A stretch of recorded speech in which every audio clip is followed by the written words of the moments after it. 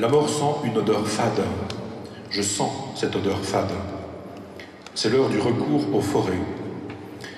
J'ai vécu assez pour en savoir assez.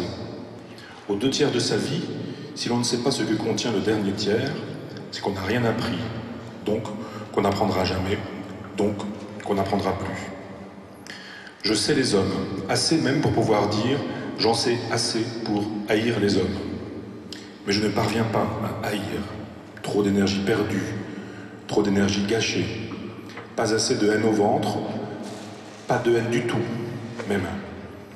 Je pourrais pleurer comme Héraclite, mais je veux réserver les larmes pour ceux qui le méritent. La folie des hommes ne mérite pas qu'on pleure.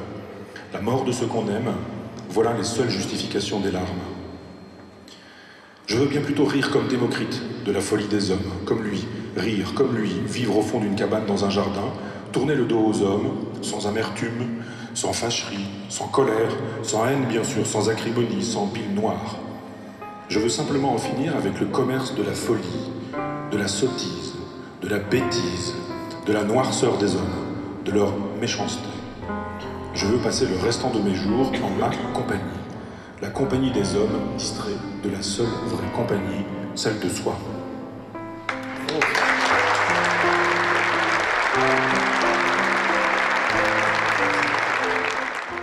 Moi, je suis fils de pauvre et la philosophie m'a sauvé. Donc la philosophie, j'ai pas eu ça comme une cuillère en argent dans la bouche.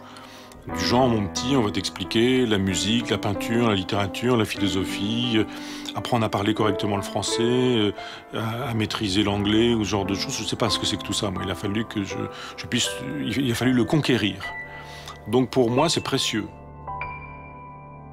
La philosophie, c'est un destin. C'est une chance. C'est une joie. C'est un bonheur. C'est une opportunité sans nom, vraiment. Et j'essaie depuis d'être à la hauteur, quoi. Voilà pourquoi j'ai tant de mal avec les faiseurs, avec les mondains, avec les gens qui jouent avec la philosophie et les concepts comme d'autres avec des balles, dans un cirque, en disant tac, tac, tac, tac, tac, tac, etc. Mesdames, messieurs, s'il vous plaît, on passe le chapeau, on donne de l'argent, on s'en va, et puis...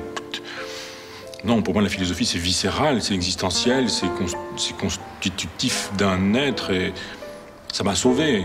Et alors aujourd'hui, je reçois une centaine de mails par jour, et à chaque fois que je reçois des mails me disant « Vous m'avez changé la vie.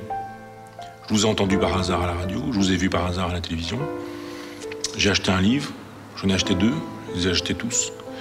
Je les lis, je les relis, je les médite, j'écoute vos cours sur France Culture, etc. Et ma vie n'est plus la même. Je me dis, mais... quel bonheur pour moi que de rendre ce que j'ai reçu. J'ai reçu, quand j'avais 17 ans, la promesse de bonheur qu'était la philosophie avec mon vieux maître, Lucien Gerfagnon. Et aujourd'hui, d'une certaine manière, je suis le Gerfagnon de quelques autres. Mission accomplie. Mission accomplie, c'est-à-dire que pour moi, quoi qu'il arrive maintenant, quoi qu'on dise, les livres contre moi, les émissions contre moi, les articles contre moi, ça compte pour 0. Chamfort dit « il faut que le cœur se brise ou se bronze ». Et quand j'ai lu cette phrase de Chamfort, je me suis dit « moi, je ne serai jamais bronzé, jamais brisé ». Et c'est Chamfort qui a raison, et c'est moi qui avais tort. Il faut à un moment qu'effectivement on soit bronzé ou brisé. Je ne suis pas brisé.